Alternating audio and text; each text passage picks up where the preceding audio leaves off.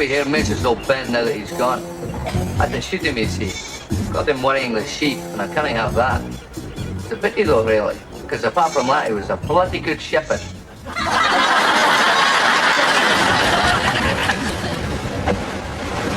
What's this?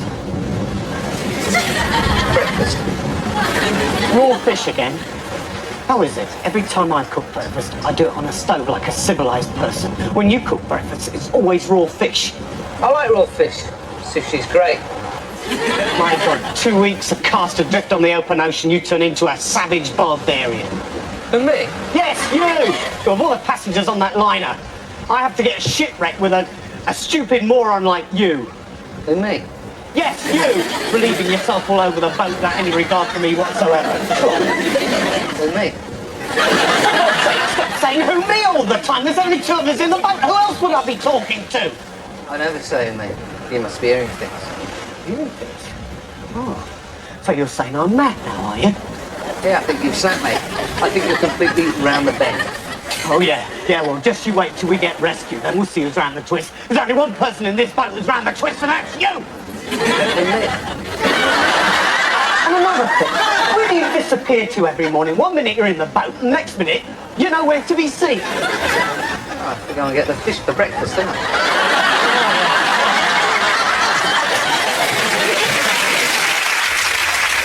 Me and Jelly just had a holiday in Koi. Yeah, because we wanted to have a holiday. We went fishing and we went fishing for sharks. Yeah, caught sharks. We went fishing for tuna. Caught tunas.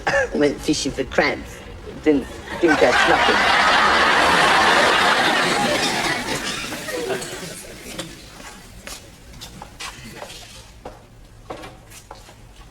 Okay, Steve. You all right, Ed? 10 years in this place, bearing up, you know. Good. It's all set up for tomorrow night. What is? The escape. What escape? The escape I've been planning for the last 10 years. It's perfect. Steve, I've served my time. They're letting me out on Friday. Just shut up and listen. Tomorrow night, 10 minutes after lights out, I'm going to smash through the front entrance. In an armoured car. An armoured car? Why are you doing this now? Why didn't you do this 10 years ago? Do you know how long it takes to save up to buy an armoured car? Look, Steve, they're letting me out on Friday. No, they're not. They are. Friday, you'll be in Belgium. Belgium? I'd rather spend another 10 years in this place. Living under an assumed name. You Den Hugelstraten. You're a sewage worker, right? A couple of years shoveling Richards. Followed by a complete reconstructive plastic surgery in your own free. I'll be home free anyway. In Lagos. You'll like it there, mate. Lagos? Look, I don't want to escape. I don't want plastic surgery. And I don't want to live in bloody Lagos.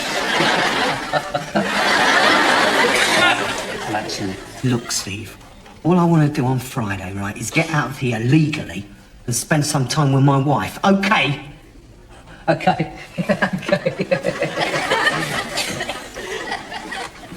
You'll be needing this thing. Huh? What's this? It's her address in Marrakesh. She's been living there for the last 6 months. What's going on? Look, can you get this man out, please? He's leaving anyway. Some bloody gratitude that is, yeah. 10 years of planning. Thanks a lot, mate. You all right, Jenkins? Yeah, soon be all over now. That's right. It's all set up for tomorrow night.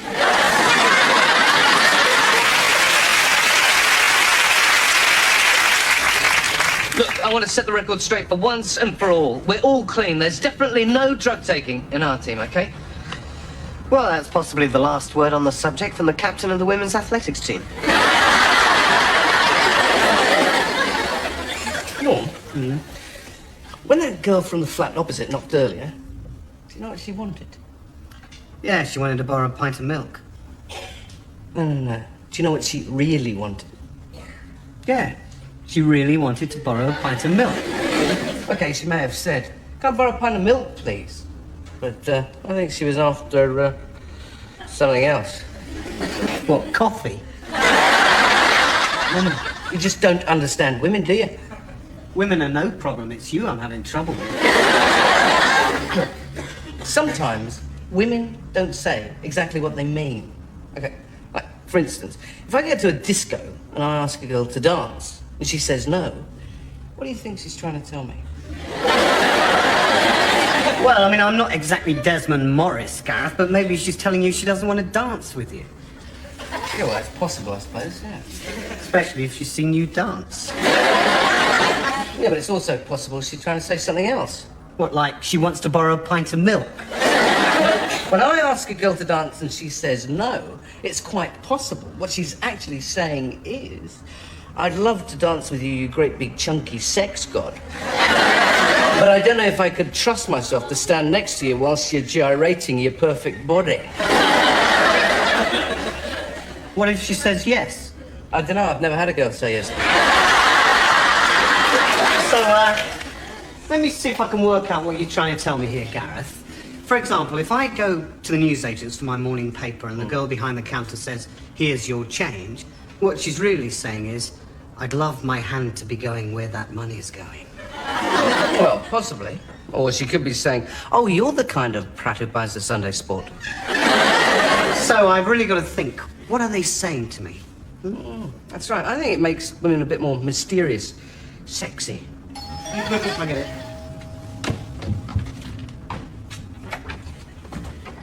Hi. Would you like to come over to my flat and have sex with me? Gareth, it's the girl from the flat opposite. She wants to borrow a pint of milk.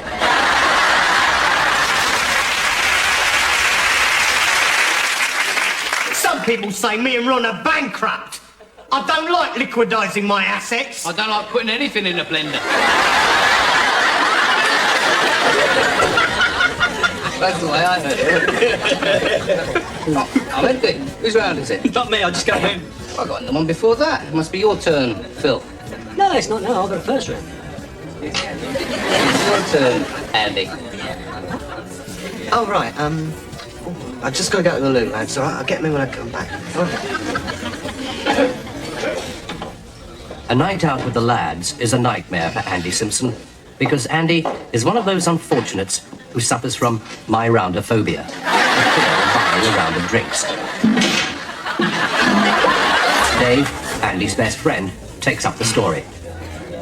Well, first of all, Andy used to say he'd left his wallet at home, or he'd suddenly remember he'd left the oven on, you know, things like that. Then the excuses started to get really silly, like the time he faked a heart attack. I'll get it. Oh, God, you must be serious. It's touching his arm. Now he's clutching his wallet.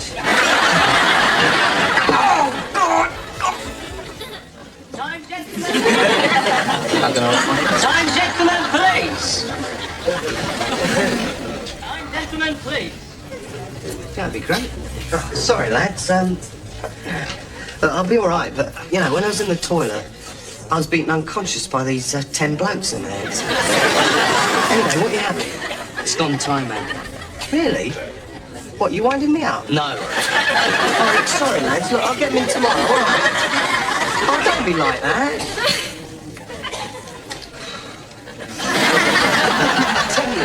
Andy knows he has a problem. He seeks help in group therapy, a monthly session set up to help those who can't bring themselves to buy a round. He feels out of place. All the others are TV producers. My name's Andy. I'm my-rounder-phobic. Well done. Now, do you think you could read out these words on the board? I'll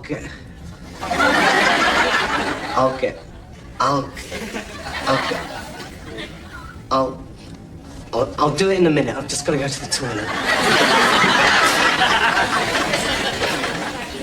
6 months later, and the therapy seems to have worked. Andy and his mates are in the pub, and now it's the moment of truth. Forget about the Polaroid, that's all. Hello, lads. What are you having then? Yeah. What? Oh, no, come on. What do you want? Salt? Yeah, pint lager. 2 pints of lager, one of it, and a salt, please. Oh, and one for yourself, please. Thanks very much. Well, the treatment's obviously working. Well, yeah, 6 months ago, I'd never be able to order a round of drinks like that. So now you're completely cured. Yeah, right. 6:30. It's 6:30. Oh, God, is that the time? Look, I've got to rush. I've got to pick the wife up. You're not married. See ya.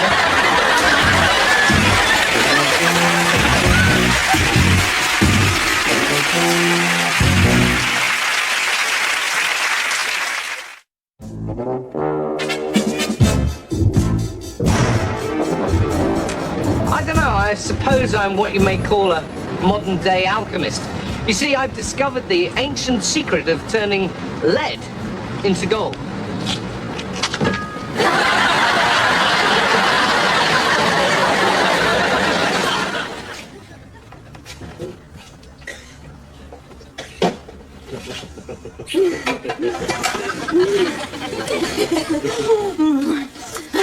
Oh, God, I love it when you take me like this. I want you. I want you. Have you ever seen that film, 9.5 Weeks? No. With Kim Basinger and Mickey Rourke. He takes all the food out of the fridge and smears it all over her body and then licks it off. I want you to do that to me. Now. Oh, hurry. Brussels sprouts and last night's chicken madras. We'll be waiting. Hello, Billy. Hello, Johnny. Hello, everyone. I wonder if you know what hour it is. Is it lunch hour?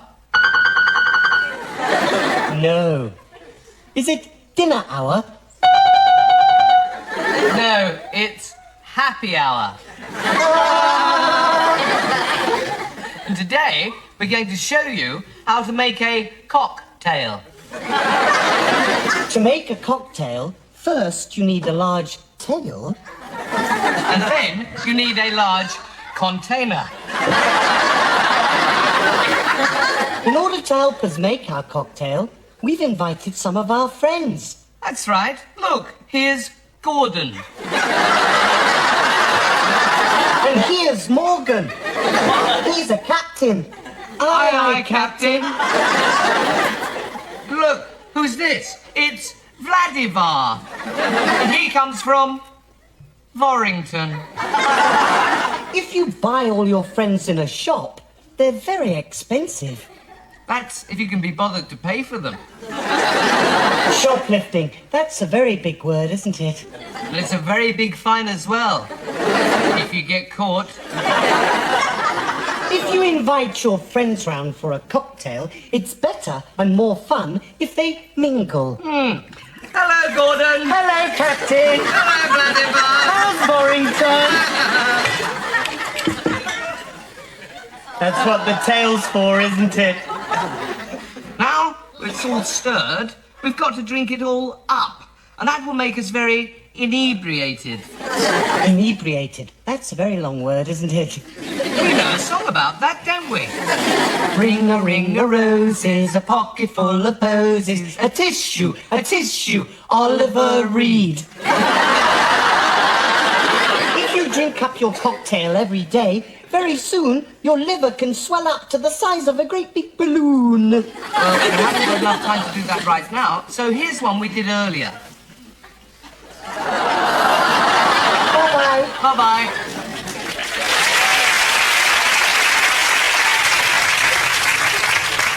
Woke up. Got out of bed. Made a note in my diary immediately before the events slipped my mind.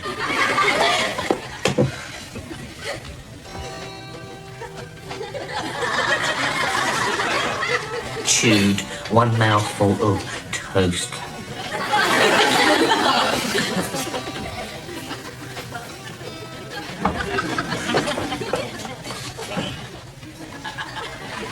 Swallowed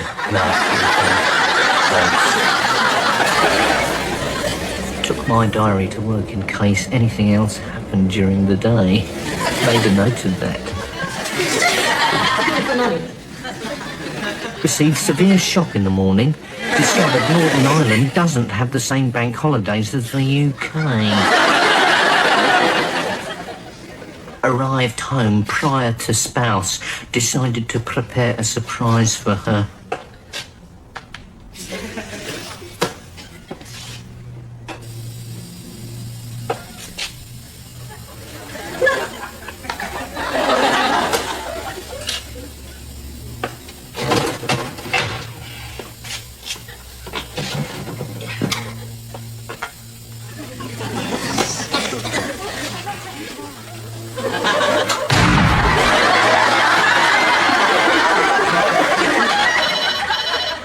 Phone rang once,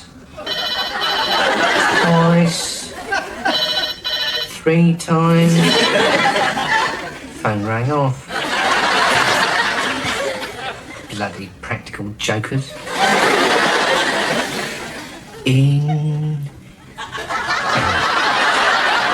In. Out. In. This is the grave of a mate of ours, unfortunately. He had a little bit of an accident. Oh yeah, honest, it was an accident. He was in his bar, and he slipped on a bar of soap. And his head went straight into the bacon slicer.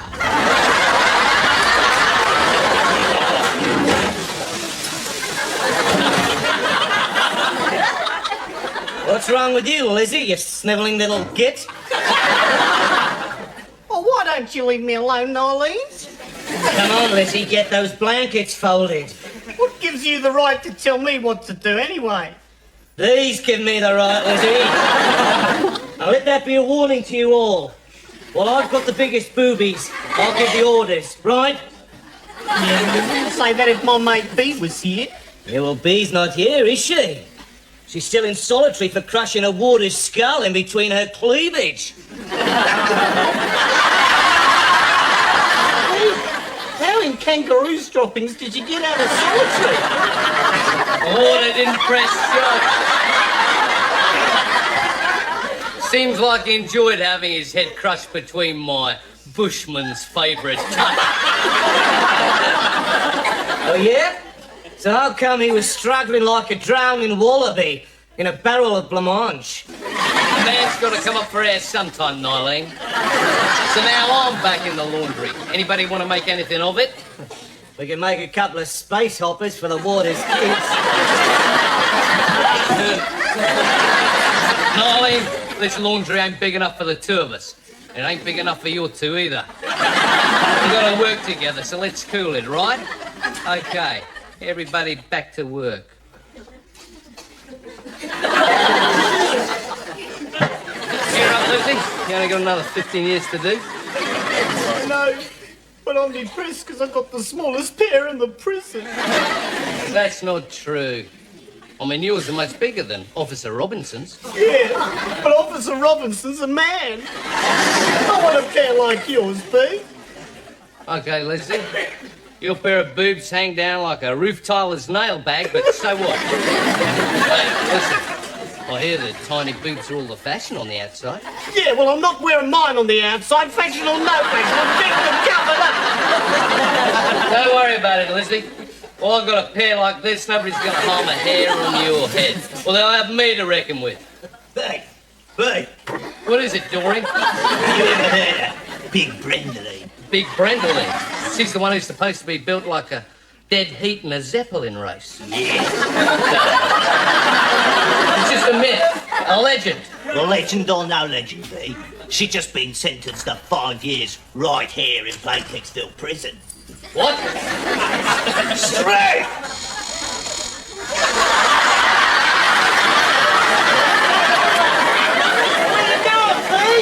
Going back to solitary. I'll see you in 5 years' time.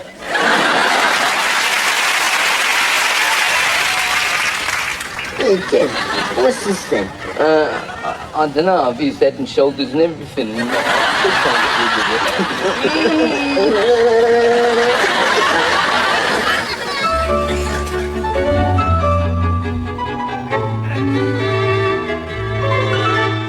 Accidents will happen. Sometimes things go wrong, and you need a word to express yourself, something good and strong. So when you hit your thumb with a hammer, an ouch just will not do. When you drop that bowling ball on your foot, this is the word for you. Bollocks. Bollocks is a handy word. Bollocks. Bollocks. Bollocks is a handy word.